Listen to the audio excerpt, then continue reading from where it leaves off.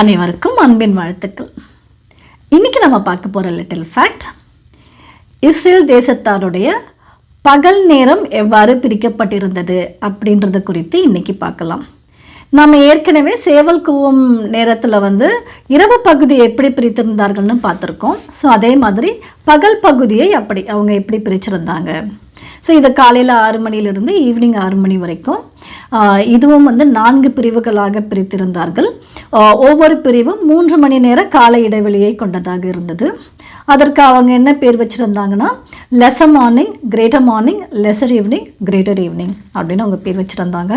ஆனால் அவங்க பொதுவாக இந்த பேர்களில் அழைக்கல. அவங்க எப்படி அவங்க ரெகுலராக யூஸ் பண்ணியிருந்தாங்கன்னா, ஹவர்ஸ் பேஸ் பண்ணி அவங்க யூஸ் பண்ணாங்க. எப்படின்னா, இப்போ மார்னிங் டே ஸ்டார்ட் ஆனதுக்கப்புறமா 6 மணிக்கு ஆரம்பிக்குது.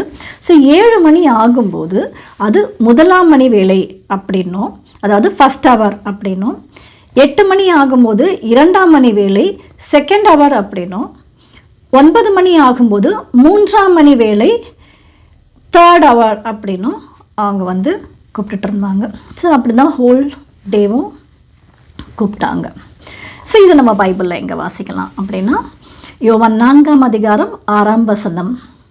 அப்பொழுது ஏறக்குறைய 6ஆம் மணி வேலையாக இருந்தது. ஸோ இப்போ 6ஆம் மணி வேலை அப்படின்னா நமக்கு தெரியும், இது 12 நூனை குறிப்பதாக இருக்குது. யோவான் 4ஆம் அதிகாரம் 52ஆம் வசனம். நேற்று 7ஆம் மணி நேரத்தில் ஜுரம் அவளை விட்டது என்றார்கள். இது மத்தியானம் 1 மணியை குறிப்பதாக இருக்குது. ஸோ இந்த ஹவர்ஸ் பேஸ் பண்ணி இந்த ஹவர்ஸை 2 முக்கியமான இடங்களில் ரெக்கார்ட் பண்ணியிருக்கிறத நம்ம வாசிக்கலாம். ஒன்று, இயேசு கிறிஸ்துவோட மரணம் நிகழ்ந்த அந்த நாளில் இந்த ஹவர்ஸ் ரெக்கார்ட் பண்ணியிருப்பாங்க. மார்க் 15ஆம் அதிகாரம் 25ஆம் வசனம். அவரை சிலுவையில் அறைந்த போது 3ஆம் மணி வேலையாக இருந்தது. அப்படின்னா மார்னிங் 9 o'clock அவர் சிலுவையில் அறைஞ்சிட்டாங்க.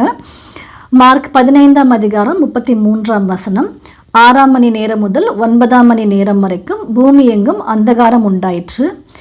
மத்தியானம் 12 noonலிருந்து 3 PM வரைக்கும் அந்தகாரம் உண்டாயிற்று. மார்க் 15ஆம் அதிகாரம் 34ஆம் வசனம். 9ஆம் மணி நேரத்திலே இயேசு ஏலோயி ஏலோயி லாமா சபக்தானி என்று மிகுந்த சத்தமிட்டு கூப்பிட்டார். ஸோ இப்போ நமக்கு இந்த ஹவர்ஸ் அப்படின்னா 9ஆம் மணி நேரம் அப்படின்றது ஈவினிங் 3 PM அந்த டைமில் அவர் இந்த மாதிரி சொல்லி உயிரை விட்டுடுவாருன்னு பார்க்குறோம். ஸோ இப்போ நமக்கு இந்த ஹவர்ஸ் நம்மளோட ரெகுலர் டைமிங்கோட எப்படி மேட்சாக இருக்குது, என்ன டைமிங்காக இருக்கும்ன்றது நாம் தெரிஞ்சுக்கலாம். ஸோ இதே மாதிரி ஒரு ரெக்கார்ட் தான் இயேசு கிறிஸ்து தன்னுடைய உவமையில் சொல்லியிருப்பார். திராட்சை தோட்டத்துக்கு வேலையாட்களை கூட்டி கொண்டு வந்த அந்த உவமையிலையும் இந்த ஹவர்ஸ் ரெக்கார்ட் பண்ணியிருப்பாங்க. இது மத்தேயு 20ஆம் அதிகாரத்தில் இருக்கும். அங்கேயும் 3ஆம் மணி வேலை, 6ஆம் மணி வேலை, 9ஆம் மணி வேலை, இந்த மாதிரி எல்லாமே இருக்கும். அதில் இன்னும் ஒன்று இருக்கும். அது என்னென்னா, 11ஆம் மணி வேலையிலும் போய் அவங்க வேலைக்காரங்களை வேலைக்கு கூட்டிகிட்டு வருவாங்க. ஸோ அப்படின்னா 11ஆம் மணி வேலை அப்படின்றது ஈவினிங் 5 o'clock ஆல்மோஸ்ட் டே எண்ட் ஆகிற ஒரு ஸ்டேஜ் வரைக்கும் வந்தாச்சு. ஆனால் அப்பையும் போய் அவங்க வேலைக்கு ஆட்களை கூட்டிகிட்டு வருவதாக நம்ம அங்கே வாசிக்கலாம். ஸோ இந்த மாதிரி லாஸ்ட் மினிட்டில் கூட்டிகிட்டு வர்றதை லாஸ்ட் மினிட்டில் நமக்கு ஒரு ஒர்க் வந்ததுன்னா நம்ம அதை ஆங்கிலத்தில் அழைக்கிறதுக்கு ஒரு முறை உண்டு. அதை தான் 11th hour phrase அப்படின்னு சொல்லுவாங்க. ஸோ அப்படின்னா ஒரு லாஸ்ட் மினிட்டில் ஒரு வேலை வருது, அந்த வேலையை முடிக்க வேண்டிய ஒரு சூழ்நிலை இருக்குன்னா, இது 11th hour ஒர்க் அப்படின்னு நம்ம சொல்கிறத நம்ம நிறைய இடங்களில் கேட்டிருப்போம். ஸோ இந்த 11th hour phrase இஸ்ரேல் தேசத்தாரோட பகல் நேரம் பிரிக்கப்பட்டிருந்த இந்த முறையை பின்பற்றி வந்த ஒரு ஃப்ரேஸ் அப்படின்னு நாம் தெரிஞ்சுக்கலாம்.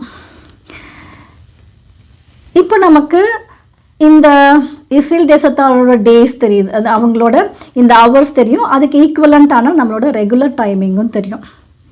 ஆனால் இப்போ நம்ம ஒரு வசனம் வாசிக்கலாம். யோவான் 19ஆம் அதிகாரம் 14ஆம் வசனம். அந்த நாள் பஸ்காவுக்கு ஆயத்த நாளும் ஏறக்குறைய 6 மணி நேரமுமாய் இருந்தது. அப்பொழுது அவன் யூதர்களை நோக்கி, இதோ உங்கள் ராஜா என்றான். ஸோ நமக்கு தெரியும் இந்த இன்சிடெண்ட் என்னென்னா, பிலாத்து வந்து இயேசு கிறிஸ்துவை கூட்டிகிட்டு வந்து இதோ உங்கள் ராஜா அப்படின்னு சொல்கிற ஒரு இன்சிடெண்ட். ஸோ இது எப்போ நடக்குதுன்னு இங்கே ரெக்கார்டாக இருக்குன்னா 6 மணி நேரமாக இருந்த அந்த டைமில் நடப்பதாக இருக்குது. இங்கே நம்ம கூர்ந்து கவனிக்கணும், இது 6 மணி நேரம், அதாவது 6ஆம் மணி நேரம் அல்ல. 6ஆம் மணி நேரமாக இருந்ததுன்னா இது 12 நூனுக்கு போயிருக்கும். 12 நூனுக்கு போயிருந்ததுன்னா இப்படி ஒரு இன்சிடெண்ட் வந்து இப்போ நடந்திருக்காது இல்லைங்களா? ஏன்னா ஏற்கனவே 9 o'clock வந்து இயேசு கிறிஸ்துவ சிலுவையில் அரைஞ்சாச்சு. இந்த நூன் டைம் வந்ததுன்னா இங்கே வந்து அந்தகாரமும் உண்டாயிடுச்சு. அதனால் இந்த டைமிங் வந்து 6ஆம் மணி வேலை இல்லை, இது 6 மணி நேரம். இதே இங்கே இவ்வளோ கன்ஃபியூஷனாக இங்கே இப்படி எழுதியிருக்காங்க அப்படின்னு பார்த்தோம்னா, இதை எழுதினவர் வந்து அப்போஸ்தலனாகிய யோவான். யோவான் வந்து மற்ற 3 நற்செய்தியாளர்களை விட அவரோட ரைட்டிங் ஸ்டைல் வந்து கொஞ்சம் டிஃப்ரெண்ட்டாக இருக்கும். எப்படின்னா, சில இடங்களில் வந்து அவங்க 3 பேருமே வந்து இஸ்ரேலோட டைமிங் சிஸ்டத்தை மட்டும்தான் அவங்க யூஸ் பண்ணியிருப்பாங்க. ஆனால் யோவான் யூஸ் பண்ணும்போது இஸ்ரேலோட டைமிங் சிஸ்டத்தையும் யூஸ் பண்ணியிருக்கிறாரு, அதே மாதிரி ரோமன்ஸ் டைமிங் சிஸ்டத்தையும் யூஸ் பண்ணியிருக்கிறாரு. ஸோ இது வந்து ரோமன்ஸ் டைமிங் சிஸ்டம், அதாவது மிட்நைட் டு மிட்நைட். நாமளே இப்போ அதை தான் யூஸ் பண்ணுறோம், மிட்நைட் டு மிட்நைட்டு. ஸோ அதனால் இது வந்து 6 மணி நேரம் அப்படின்றது தான் இங்கே வந்து கரெக்டு, அதாவது காலையில் 6 மணி. இது 6ஆம் மணி வேலை அல்ல. ஸோ இதே மாதிரி வேறு எங்கேயாவது எழுதியிருக்காரா அப்படின்னா வாசிக்கலாம். யோவான் 1ஆம் அதிகாரம் 39ஆம் வசனம். அப்பொழுது ஏறக்குறைய 10 மணி வேலையாக இருந்தது. ஸோ இங்கேயும் வந்து 10ஆம் மணி வேலை அல்ல, இது 10 மணி வேலையாக இருந்தது. ஸோ இது வந்து யோவான் அவர்களோட ஸ்டைல் ஆஃப் ரைட்டிங். அது இஸ்ரேல் தேசத்தார் தங்களுடைய நாட்களை வந்து எப்படி பிரிச்சிருக்கிறாங்க, அதை எப்படி அழைக்கிறாங்க அப்படின்றத தெரிஞ்சு நாம் வேதாகமத்தில் உள்ள வசனங்களை வாசிக்கும்போது அது நமக்கு ஒரு பெட்டர் அண்டர்ஸ்டாண்டிங்கை கொடுக்கும். இதுதான் இன்னையோட லிட்டில் ஃபேக்ட்ஸ்.